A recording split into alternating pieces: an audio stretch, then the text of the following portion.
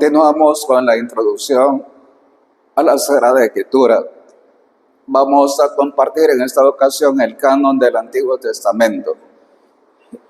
Nosotros hemos colocado acá dos versiones importantes católicas, como es acá las Exaplas de Orígenes, en esta parte de acá, y en el costado allá tenemos la Septuaginta. Es importante que nosotros nos demos cuenta cuál es la historia católica y judía al respecto. Ya en los primeros dos programas nosotros comenzamos a plantear este tema. Hoy lo vamos a dejar mucho más claro, abordando ciertos matices que son importantes que nosotros no perdamos de vista cuando, por ejemplo, se argumenta en torno a qué es inspirado y qué no es, especialmente en el debate con los no católicos. Entremos en materia. Vamos a ver los siguientes aspectos. Primero vamos a fijarnos qué es el canon, cuál es el concepto, qué significa. Después vamos a fijarnos en el canon de la Biblia hebrea y el Antiguo Testamento cristiano. Son dos momentos, diríamos, que se iluminan. Ya vamos a ver cómo se desarrolla cada uno por su parte y qué importante es el papel de los apóstoles en la definición del canon. Vamos a abordar después la Biblia hebrea rabínica. Eso es bien importante que nos demos cuenta cuáles son los matices y cuándo arranca esa tradición judía. Y después vamos a ver el Antiguo Testamento propiamente cristiano. Al hablar nosotros de estas dos, diríamos como dos tradiciones, estamos básicamente remontándonos al Antiguo Testamento. Por eso hablamos del canon del Antiguo Testamento. Mañana, Dios mediante, vamos a abordar el canon del Nuevo Testamento. Comenzamos. El canon bíblico es fruto de un largo proceso eclesial, guiado por el Espíritu Santo. Para discernir y proponer los escritos sagrados y canónicos, nosotros sabemos que no ha sido de golpe. Hay ciertas cuestiones que han pasado en la historia y que tanto a los judíos como a los católicos, quizás más a los judíos que a nosotros, nos han empujado a definir cuántos eran los libros inspirados. En 1 Corintios 15, 3, 5, nosotros recordamos aquel pasaje cuando San Pablo dice: yo he recibido lo que os transmito. Pablo propone en esa parte el querigma cristiano, quedando en evidencia que las escrituras de Israel pertenecen al misterio de Jesús. Palpamos también que la proclamación del Evangelio es el punto de partida para el establecimiento del canon bíblico en la Iglesia, que incluye los libros apostólicos y las escrituras de Israel. Esto es importante entenderlo. Nosotros en ese momento hablamos de dos grandes fuentes: los escritos de los apóstoles y las escrituras grafé, decíamos en griego, que se reciben en el siglo I. Esto es lo que la Iglesia recibe, diríamos, por esa tradición judía. Nosotros no cuestionamos tanto la veracidad de esa tradición, sino que la recibimos, y a partir de ese momento nosotros vamos a ver cómo desde Jesús se ilumina todo el Antiguo Testamento.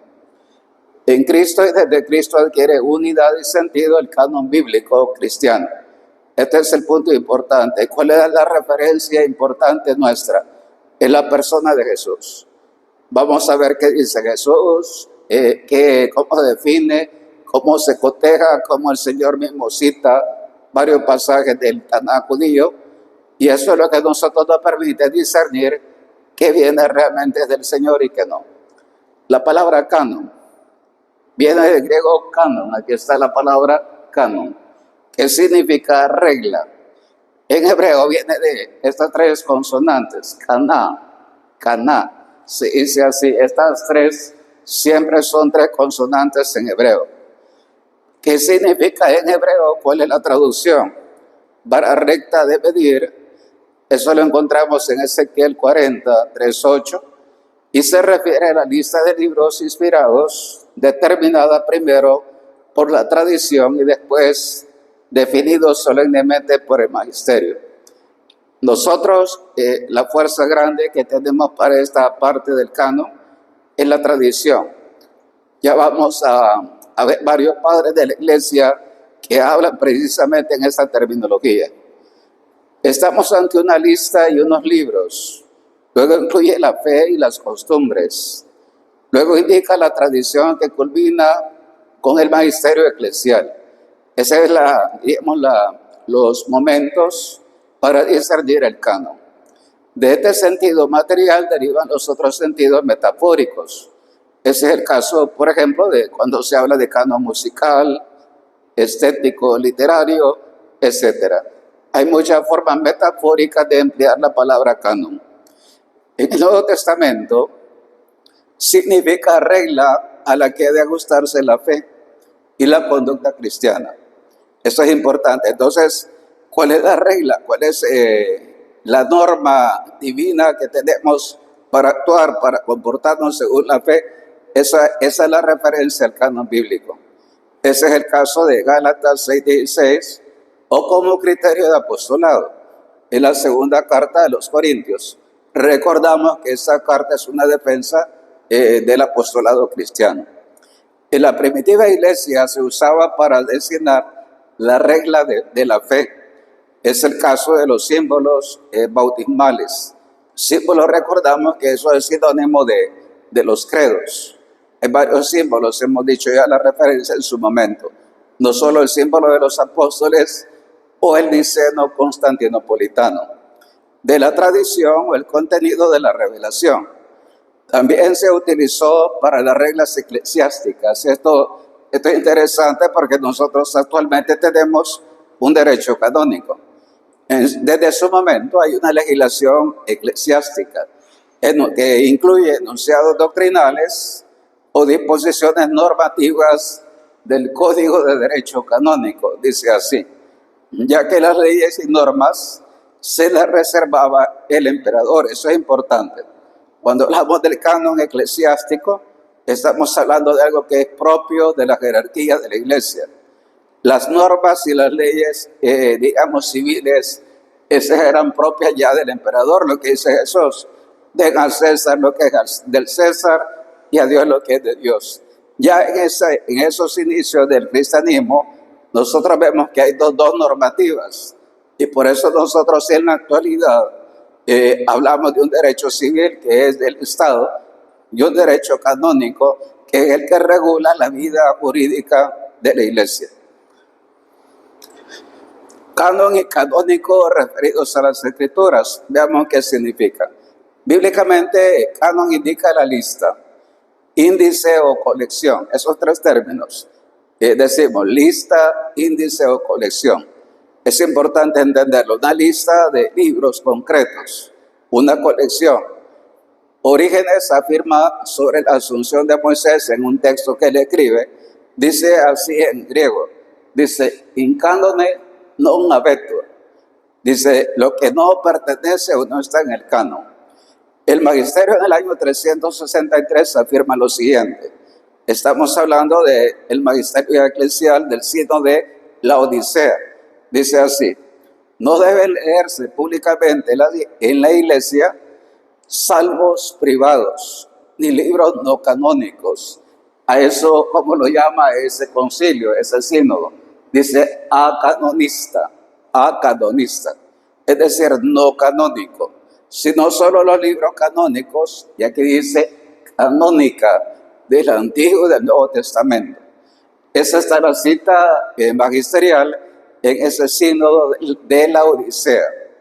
San Atanasio de Alejandría, en el año 351, afirma que el pastor no pertenece al canon. Ese pastor se llama así, es el pastor de Hermas. Es un libro de la tradición, Entonces dice, ese no pertenece al canon, en la carta fiscal. También habla de libros apócrifos en este sentido, de libros heréticos. Nosotros ya vamos a ver que este término no solo indica herejías, indica en el caso de San Jerónimo, lo vamos a ver más adelante, los libros los 7 libros deuterocanónicos. Así se llama en la actualidad el término técnico. Eso ya vamos a entender por qué nosotros lo llamamos deuterocanónico, que es un segundo canon que se incorpora en su momento.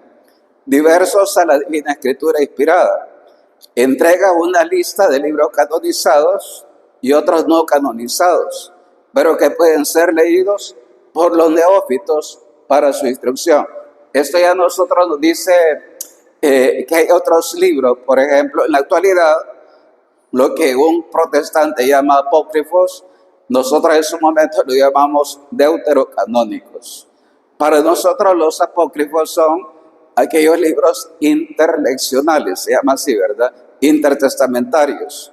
Esa es, por ejemplo, la fuente que utiliza en su momento el Código Da Vinci. Eso es una colección, son 2 colecciones muy interesantes que el padre Díaz Macho, por ejemplo, un biblista, ha recopilado en la versión española. San Agustín en el Concilio de Hipona, año 393, en Cartago, en tanto en el primero como el segundo, y ahí colocamos los años, dice lo siguiente San Agustín: fuera de las escrituras canónicas, las escrituras canónicas son: para la confirmación de este canon sea consultada la Iglesia de Roma. Extracto lo que dice en su momento San Agustín, no cito todo el párrafo para que nosotros veamos cómo se está empleando canónico. Escrituras canónicas 2 veces y dice la confirmación de este canon. Y ahí está la cita de la fuente donde nosotros lo podemos encontrar. El Concilio de Trento, que se realiza en 1542, hemos dicho en su momento, definió dogmáticamente el canon de la Iglesia Católica. Y nosotros en su momento decíamos en las primeras clases que se toma como de base la Vulgata de San Jerónimo. Dice así en su momento el Concilio de Trento: creyó deber suyo escribir adjunto a este decreto una lista, eso se dice en latín, indicem, de los libros sagrados. Y ahí nosotros estamos hablando de lista de los libros inspirados. El canon cristiano de la Biblia, veamos entonces, ¿cuál es entonces nuestro canon? Se trata de un largo proceso, decíamos al comienzo, para discernir y proponer la lista de libros inspirados por Dios y como norma de fe, apoyado en los símbolos de la fe y la conciencia de la sucesión apostólica en el ministerio episcopal. Esta parte es bien importante porque una vez que los apóstoles mueren, nosotros sabemos que los sucesores de ellos son los obispos. Y es importante decirlo, desde el tiempo del siglo I hasta la fecha, hay una clara conciencia en todos los apóstoles. Por ejemplo, cuando se reúnen en los concilios, ellos mismos son conscientes que son depositarios, ellos son los que transmisores de ese depósito que no ha cambiado. De este modo la Iglesia discernía su propia identidad, siendo las Escrituras como un espejo para la Iglesia. Cuando la Iglesia entonces se define magisterialmente, solemnemente, cuántos son los libros inspirados, la Iglesia es consciente que al definir eso, ella está definiéndose como tal. ¿Por qué? Porque ahí encuentra su propia naturaleza.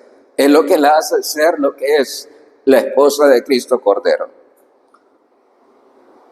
Veamos el canon de la Biblia hebrea y el Antiguo Testamento cristiano, en que somos diferentes.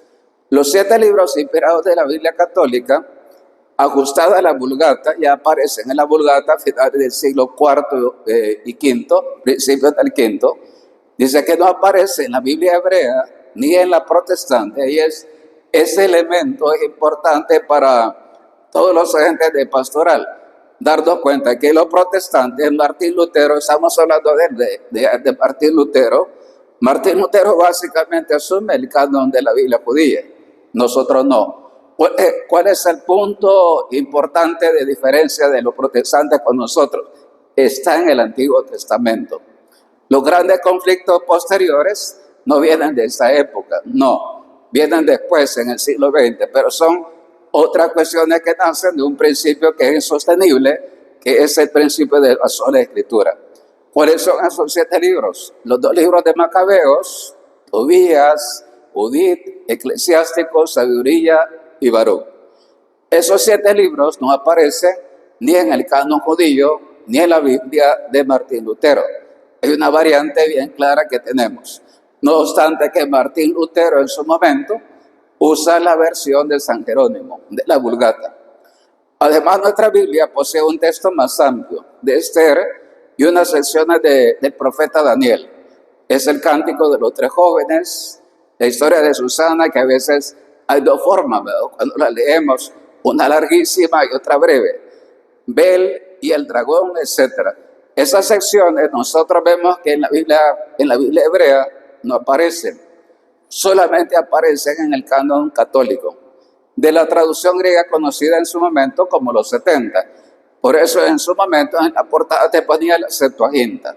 Los 70 y la Septuaginta es lo mismo. La Iglesia Ortodoxa en su momento añade al canon católico otros libros, es decir, ¿con quién de nosotros nos parecemos como iglesia? Con la Iglesia Ortodoxa. Pero la Iglesia Ortodoxa añade a lo que nosotros tenemos. Dice el Salmo 151, la oración de Manasés, Esdras 3 y 4, para nosotros no es así. Y después dice, la Iglesia Católica no recibió el Antiguo Testamento del judaísmo, ya que la Biblia rabínica es posterior al cristianismo. Esto es importante. ¿Quién marca la pauta para el canon? No es el judaísmo. Eso escúchelo bien. Es la Iglesia Católica. Ya vamos a ver los momentos de destrucción, de crisis judía, especialmente el año 70. Eso es lo que los empuja a ellos a definirse. Pero la Iglesia, desde el comienzo, ya está bastante clara en lo que orienta, qué es inspirado y qué no es inspirado. Bien, la extensión de la Biblia hebrea. Según Elías Levita, eso es el año 549, muere, es el restaurador de la filología hebrea. Esdras y la gran sinagoga habrían cerrado el canon de la Biblia hebrea hacia el siglo V antes de Cristo, dice este autor, según él. Dice después, esta hipótesis es una hipótesis, no es verdad, esa se desmonta luego, se sustituyó a comienzos del siglo XX. Fíjense lo que estoy diciendo. Del siglo XVI al siglo XX, ahí es cuando entonces ya se comienza a definir el tema de la claridad del canon judío. Dice, ¿cómo se desmonta a comienzos del siglo XX? Por lo del doble canon, según la cual la Biblia hebrea se formó gradualmente en Palestina hacia el año 400 a.C. Esto es importante. Marca un lapso de tiempo, 4 siglos antes, hasta el siglo II y siglo V incluso, vamos a ser honestos. Más o menos pasan 9 siglos de la formación y la fijación del canon judío. Dice luego, los profetas, la Torá, vamos a decirlo, primero la Torá en el año 400 antes de Cristo. Antes del 200 antes de Cristo, los profetas, fíjense la gradualidad. 400 la Torá, 200 antes de Cristo los profetas, y hacia el año 90 y 100 antes de Cristo, estamos hablando de los Ketubim u otros escritos. Por tanto, el Taná comienza a formarse 4 siglos antes y termina de formarse un siglo antes de que venga el Señor, unos decenios antes de la venida del Señor. La traducción al griego de la Biblia en Alejandría, acabada en el siglo I, comienza en el siglo II y termina en el siglo I. Dura 3 siglos la formación de esa traducción. Se introdujeron otros libros. Esto es importante decirlo. En Alejandría, 70 sabios traducen la Biblia hebrea. La traducen para los judíos de habla griega de la diáspora. ¿Y qué es lo que se introduce? Otros libros que no aparecen en la Biblia judía. Habiendo entonces 2 cánones. Uno dice así, uno corto, hebreo, palestino. Esto es importante, ese es el que quizás norma en gran parte el canon judío, y otro largo griego de la diáspora, siendo este el segundo seguido por los cristianos. Aquí nosotros en la traducción del hebreo al griego ya se marca la diferencia. Para nosotros hay un canon largo, para ellos el canon corto. Aquí, esta es la apoyatura protestante de Martín Lutero. Bien, Sin embargo, en 1940, con los hallazgos de los manuscritos del Mar Muerto, fíjese que encontraron manuscritos en griego y en arameo, no solamente en hebreo. Eso que es importante porque hay unos originales. Hoy si usted encuentra algunos documentales del Mar Muerto, usted se va a dar cuenta que no solamente hay libros hebreos, hay traducciones que efectivamente son en griego, arameo y otros idiomas interesantes de ese momento. Se encontraron libros deuterocanónicos y de otros libros que no figuraron ni en la colección rabínica ni en la cristiana. Esto es importante. Entonces, en el Mar Muerto hay, además del canon bíblico judío y cristiano, otros textos que no se contemplan ni en el canon judío ni en el canon católico. La formación de la Biblia hebrea. Moisés escribió los mandamientos. Eso es importante entenderlo. Al menos sabemos que el decálogo lo plasma por escrito en Moisés. Y después se va actualizando en el tiempo y se va desarrollando en sus contenidos posteriores. Eso pasa más o menos 3000 años antes de Cristo. Y eso, fíjese cómo va a pasar la redacción del Pentateuco. Esto acontece mucho tiempo atrás, muchos siglos atrás. Y se plasma ya cerca de más o menos en el siglo V antes de Cristo hasta el siglo II. Ese tiempo va a pasar muchas tradiciones orales. Se va a actualizar en el tiempo y se va a ir desarrollando e interpretando el contenido del Pentateuco. La composición y recepción de la ley. Oralmente y luego por escrito se transmitieron tradiciones ancestrales. Entonces, si eso que recibió Moisés, algunas cosas quedarán escritas, la mayor parte de tradiciones mosaicas son transmitidas de modo oral. Dice, narradas de diversas maneras. Por ejemplo, Elohim, que normalmente yo explicaba, cuando aparece Yahvé Elohim, ellos dicen, esa traducción, el nombre Elohim, se asocia a las tradiciones del reino del norte, de la parte de Galilea. Todo el reino del norte está asociado a Elohim. Otra sobrenombre de Yahvé, que es el tetragrama, las 4 consonantes de Yahvé, dice probablemente se sitúen en el reino de Judá. Entonces, cuando usted ve que dice Elohim o dice Yahvé, estamos hablando de 2 tradiciones, una del norte y una del sur, subrayando la protección del Señor a su pueblo. Después se llama narración deuteronomista como nuevo modo de entender los acontecimientos pasados, la que aparece en Isaías, Jeremías, Deuteronomio, Josué, Jueces, Samuel y Reyes. Esto es importante. Para los que han estudiado, quizás un seminarista se lo puede decir bien, nosotros hablamos de esa parte, dicen algunos biblistas, esta es una tradición deuteronomista, ¿verdad? Entonces la vamos a encontrar en varios profetas, no solamente en el Pentateuco. Luego el destierro a Babilonia, que pasa en el 587, algunos lo datarán en el 86, permite profundizar la religión de Israel. Eso es importante. Ese maremoto, ese gran sismo que le pasa a ese pueblo, requiere que ese pueblo medite sobre su identidad. Ahí es un momento donde vamos a ver cómo algún rabino interviene para darle como no perder lo esencial del pueblo judío. Eso le permite profundizar su religión. A la vuelta del destierro, los círculos sacerdotales recopilan leyes cultuales y de pureza, como se evidencia en el libro de Levítico. El siguiente siglo, el Deuteronomio, cierra el conjunto del Pentateuco, que es la ley de Moisés y la Torá. Si uno se pone atención, fíjese en qué tiempo estamos hablando, del siglo VI hasta el siglo II antes de Cristo. Ahí lo que acontece muchos siglos atrás con Moisés, hasta ese momento se compila, se recopila y se redacta. Veamos la composición y recepción de los profetas. La primera es cómo se compone el Pentateuco. Esta es cómo se componen los profetas, la composición y recepción. El don de profecía se aplica no solamente a los profetas. Vemos que se aplica a Moisés, a Samuel y a otros de la historia deuteronomista.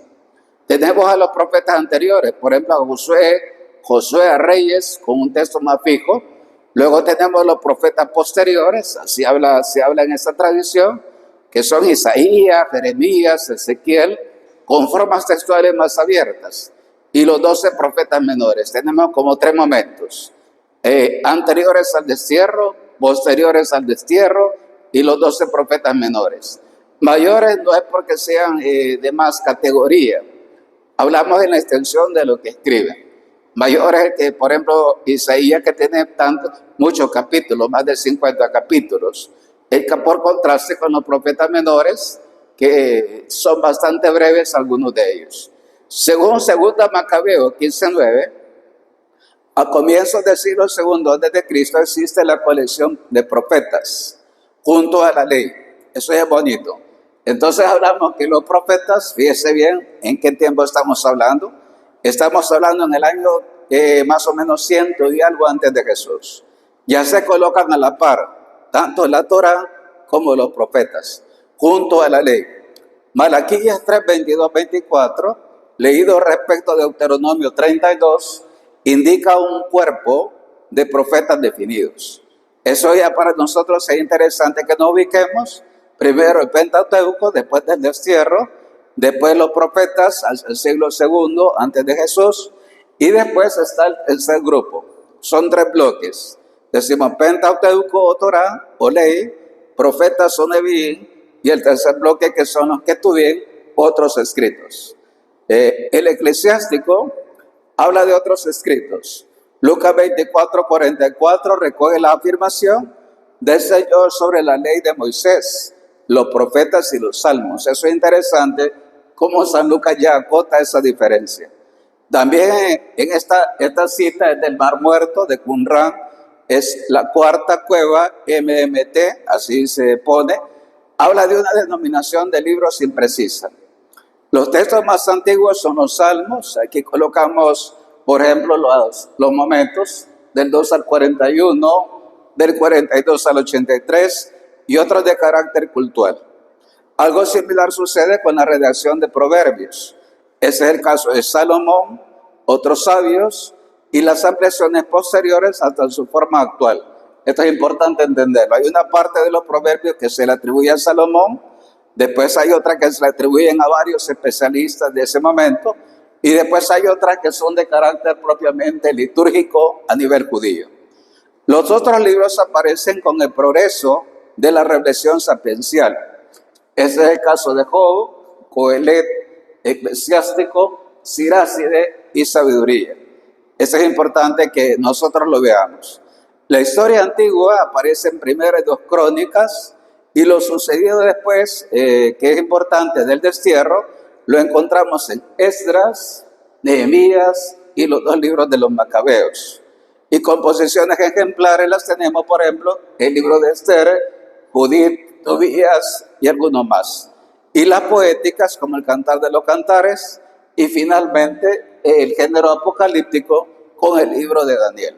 Si nosotros nos fijamos, este es el orden que se sigue para formar el canon judío. Estábamos hablando desde el 500 antes de Cristo, atención, hasta el siglo, esto se va a definir claramente, hasta el siglo más o menos año 500 después de Jesús. Estamos hablando de un arco de tiempo de 1000 años. La Iglesia Católica, por contraste, lo va a definir en mucho menos tiempo. Veamos la Biblia hebrea rabínica. ¿Por qué hablamos de rabinos y desde cuándo hablamos de rabinos? Antes de Jesús no se hablaba de rabinos. Eso quiero aclarar. Eso es propio del siglo I, después de la destrucción de Jerusalén. Ponga atención a este tema. En el siglo I existe una literatura extracanónica. En el siglo I contemporánea al canon. Ese es el caso de esos libros que no son inspirados. La Asunción de Moisés, los Salmos de Salomón, el cuarto de Esdras, Apocalipsis de Baruch, esos no son inspirados.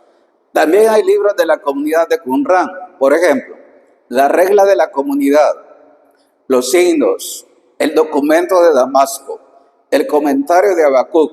Estos son extrabíblicos, existen esas fuentes.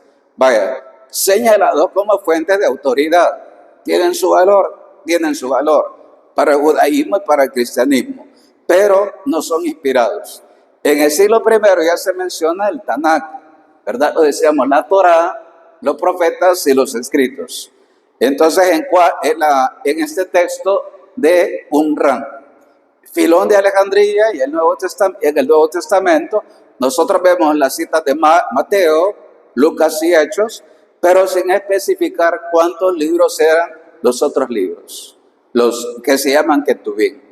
En el siglo II después de Jesús ya se quiere fijar el número, pero aún no hay un canon cerrado del Antiguo Testamento. Esto es importante. Quiere decir, ¿cuándo es que el pueblo de Israel con sus especialistas rabinos definen el canon? Lo definen hasta 200 años después de Jesús. Escucha esa parte. Y muchas veces parece que ellos se sienten como empujados por lo que hace, por ejemplo, la Iglesia Católica. Ese es el caso de San Jerónimo. Ya San Jerónimo en el siglo IV va a tener claras los dos testamentos. Ya lo vamos a ver en su momento. Los rabinos y la configuración de la Biblia rabínica. En las grandes crisis se afronta el canon. Esto es interesante. ¿Cuáles son los tres grandes momentos críticos de Israel? El destierro a Babilonia, 586 y 87. Época de los macabeos. Hablamos de más o menos el siglo 200 antes de Cristo. La destrucción de Jerusalén que acontece el año 70. Después viene una rebelión de Bar Kokhba. Eso es bien importante que lo escuche. En el año 135 después del Señor, que prohíbe, por esa rebelión, el Imperio Romano prohíbe la entrada de los judíos en Jerusalén. Fíjense la crisis que pasa ese pueblo. Primero en el siglo VI antes de Cristo, después hacia el siglo II y III antes del Señor. Luego el año 70, cuando Jesús profetiza la destrucción de Jerusalén, como aconteció. Y finalmente con la rebelión de este personaje, de Bar Kokhba. Ahora este personaje, si se fija, en esos momentos, cuando Israel desaparece del mapa, es cuando los rabinos o los biblistas judíos en su momento se preocupan por saber qué es lo inspirado y que no lo pueden perder. Por esto se afrontan las cuestiones del canon hasta el siglo II. Esto es importantísimo. Ya estamos hablando que el Pentateuco comienza el siglo 500 y algo, sexto, hasta el siglo II. En Handia, para los que han visto cierta película que les sonará, Handia es un término judío, dice así: después de la destrucción de Jerusalén, nace gracias al fariseo, atención, Yohanan ben Zakkai, que él forma la gran sinagoga. Él pide permiso al emperador romano para que le deje formar una sinagoga en Jerusalén. Entonces, llamándose desde ese entonces, los grandes maestros se llaman rabinos. ¿De qué siglo estamos hablando? Estamos hablando del siglo I después de Jesús, cuando ha sido destruido Jerusalén. Después de la destrucción en que ellos se ven necesitados, entra en crisis ese pueblo. Y eso es lo que los empuja a definirse como pueblo también en el dato escrito, que es lo que los hace ser Israel. Bien, llamándose la Biblia que nace en esa época, después del año 70, la Biblia rabínica. De eso hablamos, de la Biblia rabínica. Por tanto, aquel que piensa que la Biblia rabínica es antes de Jesús, no es anterior, es después de Jesús. Y dice después, Flavio Josefo, en este libro En Contrapión, dice: se puede componer el elenco de la Biblia hebrea rabínica. Cita acá. Ya cita acá, este hombre que es judío, ya cita que hay un elenco de libros de tradición judía. Se trata de un cuerpo de textos canónicos, pero que todavía no está cerrado. Es decir, tienen un cuerpo de textos inspirados, pero exactamente no se han definido que sean 39. Eso es lo que estamos diciendo acá. Las tradiciones orales de Moisés se pusieron por escrito a comienzos del siglo III después de Cristo. Fíjese esta parte. Y se llama Mishnah. Esto es importante. Todo lo que se recibe de Moisés se comienza a escribir. Decimos que en el siglo I los rabinos comienzan a elaborar y a pulir su texto original. Hacia el siglo III se recogen todo lo que se recibe por tradición oral de Moisés. A esas tradiciones orales se le llama Mishnah. Escuche ese término que es importante entenderlo en hebreo. Desde el siglo V se añadieron otras enseñanzas rabínicas que comentan la Mishnah, es decir, la tradición oral del Pentateuco.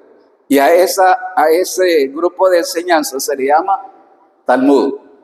Entonces, para que recordemos, una es la Torá, otra es la Mishnah, que comenta la Torá, y otra es el Talmud, que son enseñanzas que comentan, es un comentario de comentarios del Pentateuco, para que lo entendamos.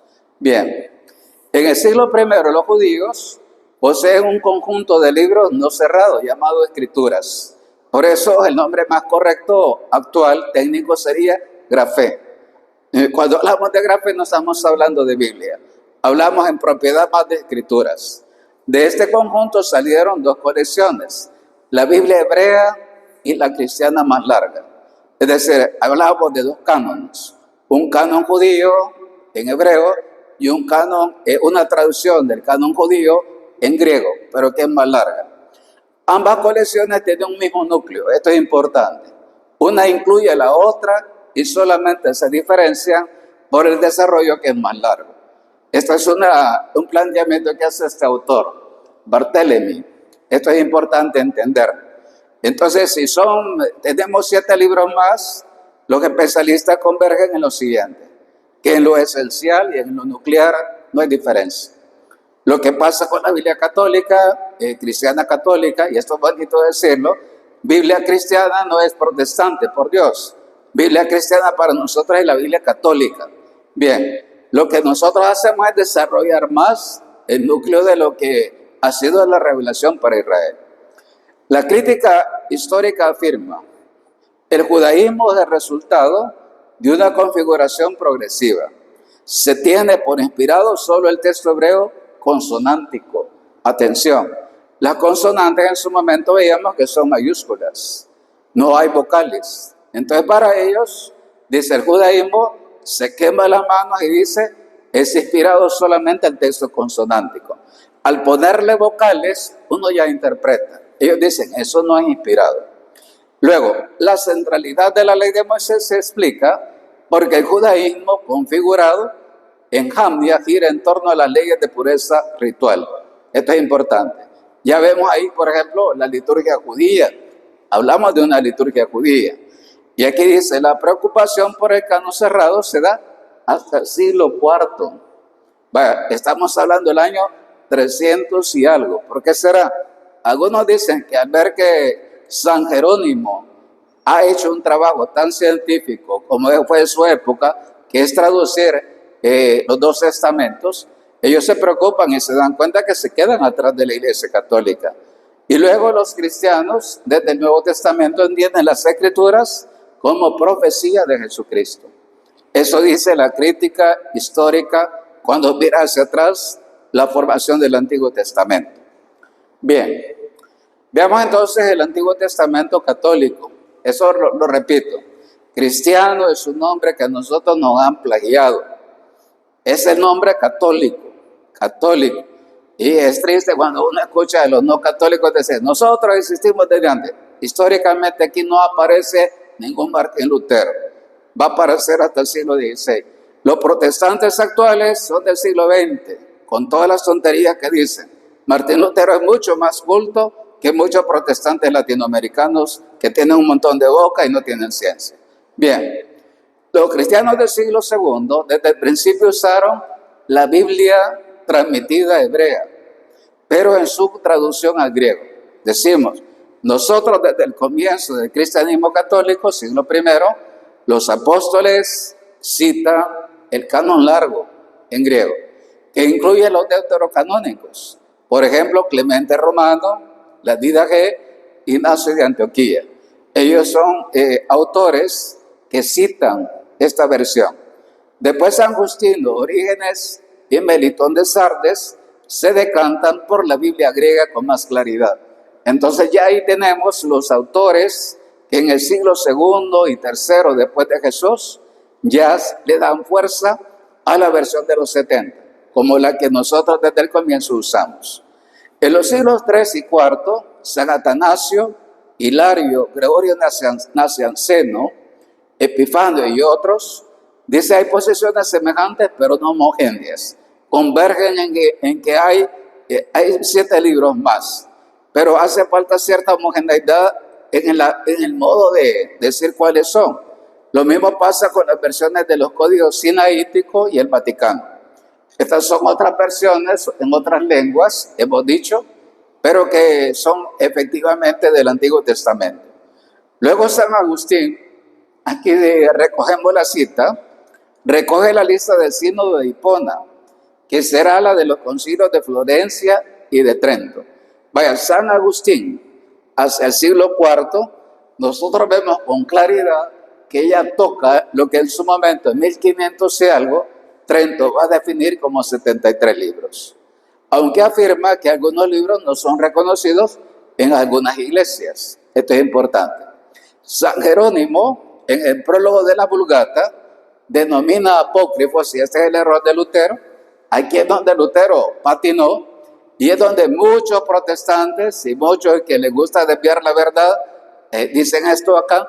Dice, San Jerónimo habló de apócrifos a lo que nosotros conocemos como deuterocanónicos. Quiere decir un segundo canon. Esto es importante. O un canon tardío. Pero al hablar de canon tardío, estamos hablando que son inspirados. Ahora, en ese sentido habla San Jerónimo. Lamentablemente, en ese tiempo también algunos hablaban de apócrifos en el sentido herético. Este es el sentido que después el protestantismo radical va a entender. Pero San Jerónimo no hablaba de herejías, hablaba del del canon, del segundo canon. Bien, resumiendo, el núcleo de los libros no cambia. Vemos que en esencia el contenido básico del Antiguo Testamento de la Iglesia lo ha respetado. Luego el número de los libros sobre los que se duda es marginal. Por tanto, los 7 libros que los judíos no aceptan, atención, hablamos de los judíos, en el fondo eso es marginal, no es relevante. La Biblia cristiana griega es la recibida por la tradición. Al haber sido recibida por el judaísmo, presenta vacilaciones cuando el judaísmo recoge un elenco más reducido. Esto es importante. Como la iglesia recibe algo de ese pueblo, el Papa Juan Pablo II decía, nuestros hermanos mayores, algunos quizás sin estar bien fundamentados, puede ser que en cierto momento hayan vacilado, porque es obvio que estamos ante gente seria por parte de los judíos, pero hemos visto que hacia atrás, ellos iban atrás muchas veces del proceso que la iglesia ha llevado. Nosotros, si hay un pueblo con el cual nos podemos comparar, no es con los protestantes, sino con Israel. Eso usted no lo olvide. De eso estamos hablando aquí. Trento al final se inclinará por la tradición que nos ha transmitido los libros. No va a apoyarse tanto en lo que dicen los judíos. Va a apoyarse en la tradición. Hablamos de estos hombres. Ellos son el mayor argumento que dicen ellos. Ahí está la fuente de la autoridad. Vamos a verlo ya mañana. Como ellos dicen, hay frases bien hechas, ¿verdad? Por ejemplo, lo que dijeron los apóstoles, lo que dijo el Señor, etcétera. Esos son criterios que ellos tienen bien claros a la hora de decir que es inspirado y que no lo es. Bien, hemos hablado hoy de cómo se forman los 46 libros del Antiguo Testamento. Hemos visto que el canon es una lista, ¿verdad? Una colección. Luego hemos visto que el canon de la Biblia hebrea difiere con la católica en que la nuestra se basa básicamente en la versión de los 70, en la versión griega. Si quieres, y por eso te coloco la Septuaginta ahí, esa es la nuestra. Lo católico es la Septuaginta. Hoy ya te voy a presentar la versión moderna, hebrea. Eso para nosotros es el Antiguo Testamento, menos 7 libros inspirados. Luego la Biblia hebrea rabínica, decíamos, arranca después del año 70 de la destrucción de Jerusalén.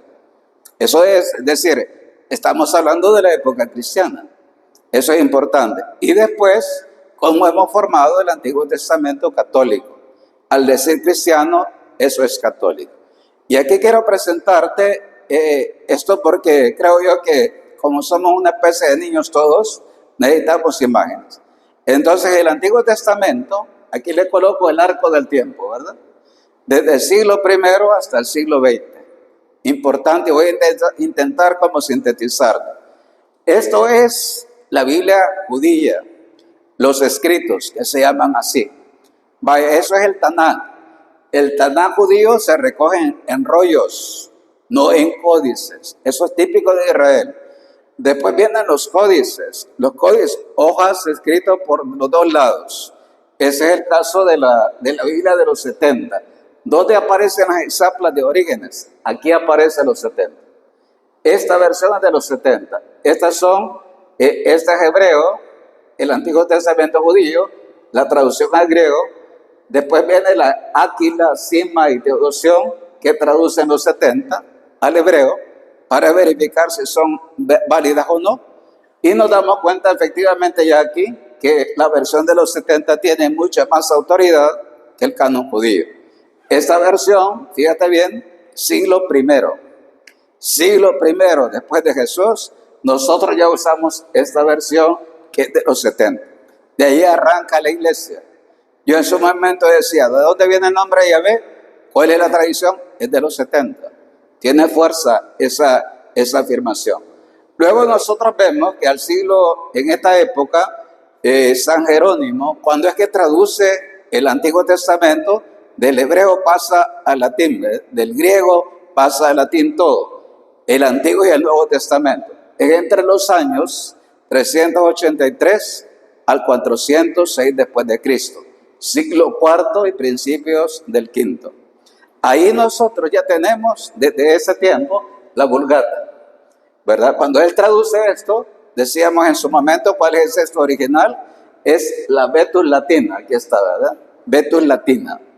Entonces, ese texto, como tenía ciertos errores, por ejemplo, San Agustín decía y pedía una traducción más fiable y científica, el Papa en su momento delega a San Jerónimo para que haga la traducción, y él la realiza en este arco de tiempo. Ya entonces tenemos nosotros desde ese tiempo los dos testamentos. La Biblia hebrea va a tener un proceso más largo.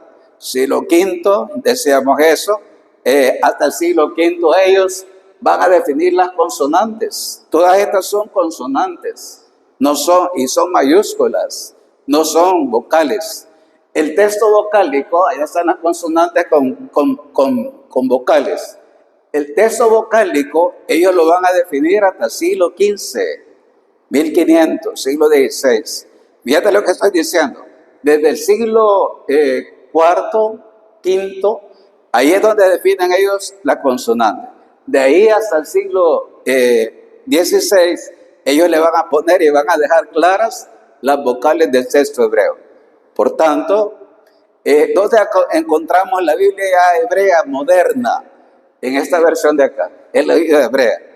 Esta, hasta el siglo XX, ya lo vamos a ver mañana, es un proceso largo que ellos han seguido, porque son manuscritos, tiene que haber convergencia de especialistas del mundo. Eso se logra ya bien recientemente. Decir que la iglesia ha tenido escondida la Biblia es ignorar esta tradición, es importante.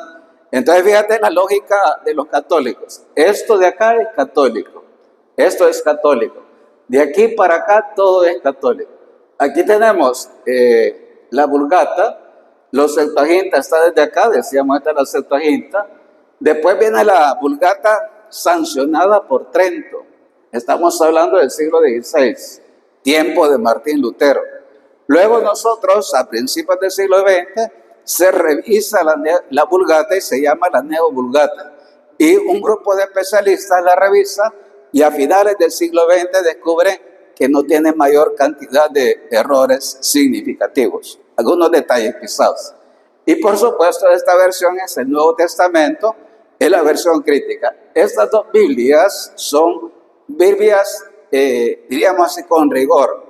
Son Biblias que recogen variantes textuales y se llaman ediciones críticas en las dos versiones, hebrea y por supuesto griega. Bien, aquí quería presentarte un poco el arco de tiempo. Entonces la Iglesia Católica desde el siglo I vemos que sigue ese proceso. Decíamos, ¿ha sido rápido el proceso? No ha sido rápido. Ahora la Iglesia ya casi en esta fecha ya tiene la Biblia actual, ya la tiene, eso no lo dude. Estamos hablando entre 383 y 406 después de Cristo con San Jerónimo. De ahí hasta acá, la Iglesia sabe que dice la verdad como la ha traducido y transmitido a ustedes.